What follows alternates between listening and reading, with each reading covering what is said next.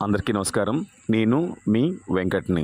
మీరు చూస్తుంది శ్రీరంగంలో ఉన్న శ్రీ రంగనాథ స్వామి వారి దేవాలయంలో ఉన్న గోపురాలు. ఇక్కడ మొత్తం 21 గోపురాలు ఉంటుంది. అందులో ఈ ఒక్క గోపురం మాత్రమే తెలుపు కలర్లో ఉంటుంది. ఎందుకనేది తెలుసుకుందాం.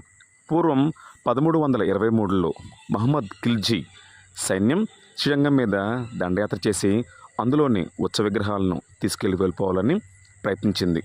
అప్పుడు దేవదాసి అయిన వెల్లాయి ఆ విషయాన్ని తెలుసుకొని ముందుగానే ఆ సైన్యాన్ని అప్రమత్తం చేసి వారిని తన నాట్యంతో మంత్రముగ్ధులను చేసి మెల్లగా ఈ విషయాన్ని గుడి పూజారులకు అందజేసింది.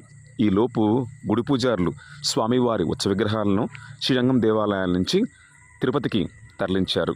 అలా తను ఆపకుండా 24 గంటల వరకు నాట్యం చేసి ఆ సైన్యాన్ని తప్పుదోవ పట్టించి ఈ గోపురం వద్దకు పట్టుకొచ్చి అక్కడి నుంచి వారి సైన్యాధ్యక్షుడిని అక్కడి నుంచి తోసి చంపేసింది. విషయం తెలుసుకున్న సైన్యం తనని మరలా చంపేస్తారని వెంటనే తను కూడా ఆ గోపురం నుంచి దూకేసింది.